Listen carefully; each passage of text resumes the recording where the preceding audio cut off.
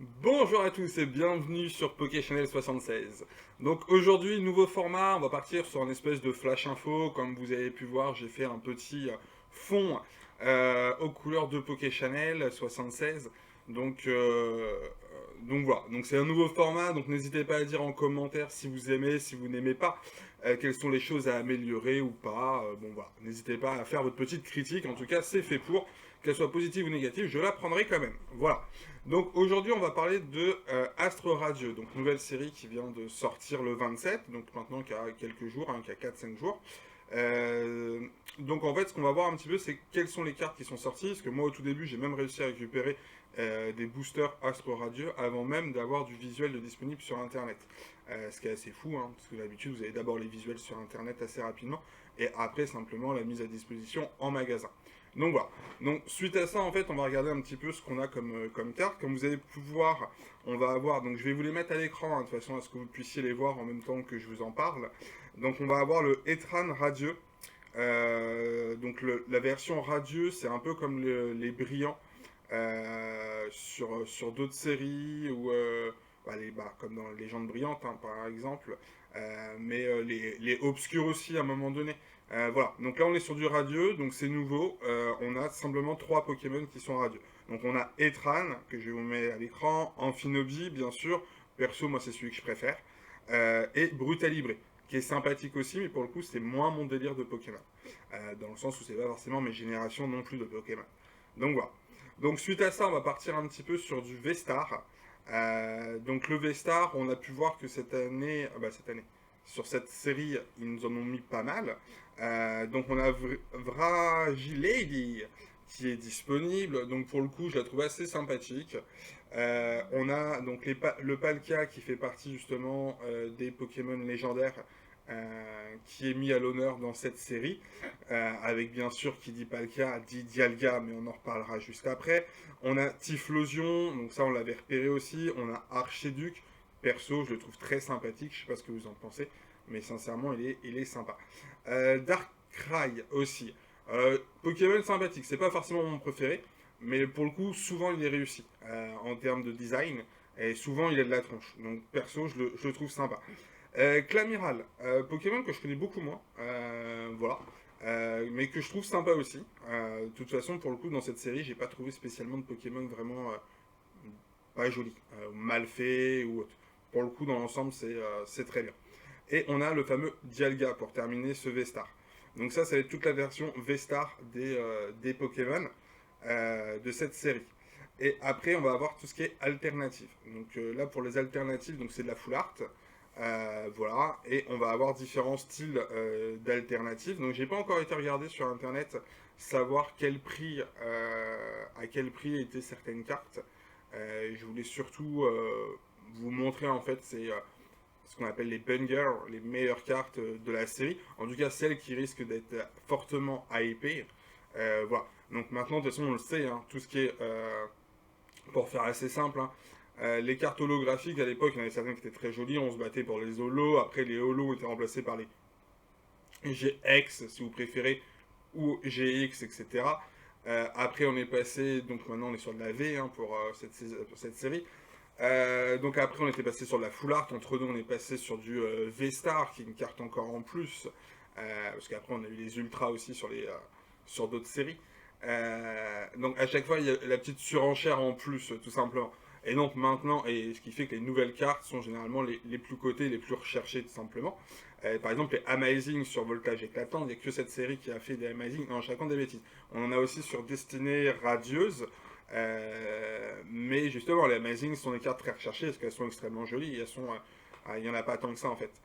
Donc voilà. Et donc là, pour le coup, maintenant, on est sur des versions alternatives. Donc c'est des full art qui reprennent votre Pokémon, mais qui le met grosso modo en situation. Et ce qui fait que la carte est encore plus jolie. Vous n'avez pas juste un Pikachu au fond de l'écran, au fond de votre carte. Vous avez un Pikachu qui est en train de faire des conneries quelque part. Donc c'est assez sympa. Donc voilà. Donc là, pour le coup, donc on va avoir le Dardanian. Qui va être une full art dite alternative. Moi perso j'aime beaucoup le fait qu'il y ait 3-4 petites abeilles d'Ardagnan qui soient présents en fait pour en train de butiner sur les fleurs. Je trouve ça assez joli. Assez joli. Fragile Lady. Fragile Lady, pour le coup, c'est une carte Pokémon que je connais beaucoup moins. J'ai pas été regarder en plus quelle génération elle fait partie, mais beaucoup moins squatté pour ma part. Donc petite alternative assez sympathique. Bon, j'allais dire ni plus ni moins. Voilà. Après, il y a le Palkia. Le Palkia, je pense que pour le coup, c'est la carte qui va être une des plus recherchées. Euh, Pourquoi, comment, je sais pas, moi perso, elle m'a attiré l'œil dès le départ. Euh, et elle est sympa. Perso, je la trouve pas excellente, mais elle est sympa. On a par exemple le Maconier qui vient juste derrière, qui pour le coup m'enchante beaucoup plus. Je la trouve beaucoup plus jolie. Perso, je pense qu'elle sera pas spécialement la plus recherchée. Voilà. Même si Maconier est un Pokémon que les gens aiment bien, je suis pas sûr que ce soit celle la plus cotée. Voilà. On a Farfurex aussi. Alors Farfurex, pour le coup, l'alternative est sympa, hein. Moi, la petite grimpette, la petite escalade, ça me plaît beaucoup. Mais pour le coup, c'est pas forcément non plus la carte qui va me le plus me hyper dans cette série. Même si pour le coup, elle est très jolie, elle mérite d'exister. Et on a le Dialga. Alors là, le Dialga, je sais pas ce qu'ils ont foutu. Sincèrement, c'est pas mon délire. Euh, voilà, Dialga original, alternative. Ouais, je sais pas quoi vous dire. Je suis pas spécialement emballé par ce Pokémon-là. Donc voilà. Donc maintenant, on va partir un petit peu donc sur les cartes Gold, sur lesquelles j'ai pas spécialement eu le temps de faire le tour, mais on va regarder ça en même temps. Donc, comme je disais, un Palkia va être est un des Pokémon simplement qui est mis à l'honneur. Donc on a le Palkia original V-Star, qui pour le coup, bah, franchement, il est sympa. Moi, j'aime bien les Gold. Le Clamiral aussi. Clamiral, quand je disais, Pokémon que je connais pas, mais non, franchement, il est très joli. En Gold, très très bien, il passe très bien. Le Dialga aussi. Et c'est des bons délires, quoi. Après, on va partir donc sur les cartes TG. Donc ça, c'est la grande chance qu'on a aussi. C'est que sur du Astre Radieux, comme on a pu l'avoir sur la série juste avant, qui est Star Étincelante, on a pu récupérer les fameuses TG. Donc des cartes qui sont secrètes, mais qui sont moins secrètes que d'habitude. On arrive à les avoir assez rapidement. Donc sur cette série-là, on va avoir Blizzardroid, voilà, qui est sympathique, hein. Pomme Drapi. Alors pareil, toutes ces TG-là, il y a une partie des TG qui fait partie de la série V Max Climax, comme le Pomme Drapi. Donc VMAX Climax, c'est une série japonaise, hein, où à l'intérieur il y avait beaucoup d'alternatives. Beaucoup de cartes qui changeaient. Et pour le coup, ils en ont remis bah, chez nous en Europe. Ils ont essayé de les reclaquer dans quelques séries, des fois qui n'ont rien à faire dans la série. Mais c'est histoire que toutes les cartes soient sorties d'un côté et de l'autre dans notre petite planète. Donc le Pomme Drapi, bon voilà, le Hipporoi qui est assez sympathique. En fait, moi j'en ai fait défiler en même temps que je vous l'ai dit, et je les mettrai à l'écran pendant la vidéo. Donc pour ça que j'ai pas forcément les yeux sur vous là direct, j'ai aussi les yeux un petit peu sur le côté, j'ai mon retour à droite, c'est un petit bazar, c'est un premier format, donc il y aura plein de choses à revoir. En plus là je le fais en one shoot, donc je fais que de parler, il n'y aura pas spécialement de grosses coupures. Euh, donc voilà, donc le tout sera à refaire et à améliorer. En tout cas, c'est un premier test de façon à avoir une critique et avoir un retour de votre part. Donc voilà. Donc le Hipporoi, franchement, il est sympa. Ouais, il est sympa. C'est pas mon Pokémon préféré, mais il a de la tronche. Belle de neige, très jolie. Pour le coup, pas plus que ça. Le garde-voir aussi. Alors, le délire de cette série, c'est que vous avez toujours le contour jaune. On est en Europe et qu'on s'est pas ça sur du VMAX T-Max. Et moi, j'ai toujours un petit problème avec ce contour jaune un peu en bas, un peu enfantin pour certaines cartes. Le cyber Serbilin. Wow, je sais pas où je suis parti, mais j'étais parti. Serbilin, ouais, il est bah, correct, sympathique, mais sans plus. Le Hexadron aussi. Bon, en fait, les cartes, elles sont toutes jolies, hein. Le Hachécateur est pour le coup très joli. Toutes les cartes sont sympas. Certaines d'autres me plaisent plus, me hype plus. Après, dans l'ensemble, elles sont toutes bien. Une TG est bien de toute façon. Ouais, Hachécateur, ouais, il est vraiment sympathique. Je suis agréablement souvent. Le Grayena, ouais,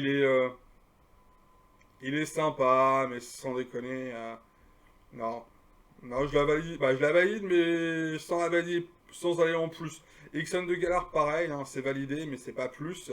Archéodong, pour le coup, j'aime pas du tout le Pokémon. Je suis pas du tout dans le kiff, je suis désolé hein, pour ceux qui les kiffent, mais c'est vraiment pas mon délire. Et puis la carte en elle-même, je la trouve pas spécialement jolie. Donc, désolé. Le Otut, ouais, très inutile. Non, j'aime bien le coup de la méditation. La carte est sobre. Voilà, il n'y a rien de. Il n'y a pas de fioriture dessus. Voilà, elle a le mérite d'exister, elle est sympathique. Alors là, on arrive dans une carte en TG qui commence à avoir du niveau. Tout simplement, on a enlevé le contour jaune, donc tout de suite, elle rend beaucoup mieux. Donc on a le Staros V, qui pour le coup est vraiment une carte très jolie. Moi j'aime beaucoup, en plus il y a plein de petits détails dans la carte, alors je sais pas si vous avez fait attention, vous pouvez voir en fait simplement la bouée. Voilà, elle est dans la piscine et tout, mais la bouée c'est la couleur de d'une Pokéball. Voilà, c'est des petits détails, et puis moi j'ai pas assez regardé, mais je suppose qu'il y a encore des autres petits détails à l'intérieur de cette carte, et ça j'aime beaucoup généralement. Le Silverware Cavalier du Froid. La carte est sympa. Pareil, sobre, montagne, Pokémon, un peu de neige, on sait de quoi on parle. Correct. Silverware Cavalier de Froid VMAX. Là, pour le coup, elle déchire beaucoup plus, elle est un peu plus chialée. Moi, je valide 2 fois cette carte-là, elle est vraiment très sympa. Le Articodin de Galar, pareil, très belle carte. Il me semble qu'elle existe aussi en VMAX Climax. Très, très sympa. Le Silverware Cavalier d'Effroi, pareil, très joli, on est assez sobre. Ce côté de dessin est assez particulier, mais reste sympathique. Le Silverware Cavalier d'Effroi VMAX est aussi joli. Il est très joli, après, c'est pas. Il me hype pas plus que ça. Le Électeur de Galar. Alors là, pour le coup, on est vraiment sur une carte qui me fait très plaisir. Je la trouve très jolie. Je suis quasiment sûr à 99% qu'elle fait vraiment partie de la série VMAX Climax. Non, franchement, c'est une carte que j'aime beaucoup. Je sais pas comment vous expliquer, elle est assez dynamique. Il y a cet effet de course-poursuite qu'on ressent quand on regarde la carte. Le contour noir aussi fait que la carte est bien. Il n'y a pas ce petit côté jaune qui fait assez enfantin. Donc non, non, franchement, très, très bonne carte. Le Sulfurat de Galar est juste magnifique. Cette petite opposition-là est vraiment sympathique. Moi, je le trouve très joli et je valide. Le Zacian V, donc voilà, on avait oublié les Zacian, que je valide aussi. Pourquoi? Parce que Zamazenta et Zacian, je trouve qu'ils sont un peu trop sous-estimés. Faut pas oublier que c'est nos Pokémon légendaires, entre guillemets. D'épée et bouclier, c'est ceux qui doivent être à l'honneur sur cette série épée et bouclier. Et pour le coup, on les a eu sur du EB1, on les a eu sur du EB2, et après on les a un petit peu perdus, quoi. Et je trouve ça très dommage pour tous ceux qui ont joué à épée et bouclier. Franchement, Zacian et Zamazenta, c'est 2 purs Pokémon, quoi. Donc qu'on les ait un petit peu, qu'on les retrouve un petit peu, ça fait plaisir. Pareil, je sais même plus si on en a des alternatives. C'est un peu dommage, parce que pour le coup, c'est vraiment. Voilà, on a eu des golds, mais c'est tout. Donc, à voir. Donc, le Zamazenta V, pour le coup, bah, il est juste magnifique. Moi, perso, j'adore. Les couleurs, ce violet-bleu, ce rouge, ce jaune-blanc. La carte en soi est très jolie. Bon, alors, qu'est-ce qu'on a là? Karcha Croc. Franchement, il est sympa. Sobre, mais sympa. Les couleurs sont bien. Ce bleu, ouais, ce dégradé de bleu avec ce noir et tout, la carte rend bien. Bon, là, on part sur du dresseur en TG, hein, donc Alistair. Il est, ouais, il est sympa. J'aime bien. Je valide. Faiza. Faiza, correct, petite tenue sympathique. Euh, petit semblant de dynamique avec la Pokéball Tissou. Ouais, on trouve ça sympa. Lona, pour le coup, un peu moins délire. Elle fait boubou, là, madame. Je sais pas comment vous dire. Non, ouais, je sais pas. Moyennement fan de la carte. Ouais. Les traits, voilà. Percy, j'aime beaucoup. Il a une tête. Là, je sais pas pourquoi. Les couleurs aussi. Ce vert. Non, franchement, bien. Peterson. Et là, pareil, hein, pour tous ceux qui ont joué à épée et bouclier, vous savez qui c'est tout ça. C'est nos dresseurs d'arène. Peterson, non, franchement, très sympa aussi, j'aime beaucoup. Les couleurs. Non, je trouve qu'il est bien mis à l'honneur. Et après, donc, on arrive sur les 2 TG, Silverware Cavalier du Froid Angol VMAX. Carte assez jolie, assez sympathique. Et Silverware Cavalier d'Effroi en VMAX aussi. Carte qui est très très joli. Donc voilà, donc pour le coup on va avoir fait le tour, donc moi il va falloir que je reprenne la vidéo complète pour essayer de vous mettre des incrustations à chaque fois que j'ai parlé de cette vidéo, à chaque fois que je vous ai parlé des photos, donc ça pour le coup ça va me prendre un petit peu de temps. Mais en tout cas je voulais en tout cas faire ce nouveau format. Donc j'espère en tout cas qu'on aura eu le temps et que ça vous aura plu, qu'on ait traité en tout cas de cette nouvelle série destinée Ast Radio voilà, et que ce nouveau format vous plaise. Donc n'hésitez pas, en tout cas, à critiquer, à dire si ça vous a plu, si ça vous a plu ou si ça ne vous a pas plu. Le gars bafouille, c'est la fin de la vidéo. Mettre des pouces, mettre des likes, vous abonner, etc., etc. Donc voilà. Donc merci à tous, bonne journée à tous, un bon mercredi à tous. Et puis on se dit à très bientôt pour une ouverture, en tout cas sur Poké Channel 76. Merci à tous, bonne journée, ciao ciao.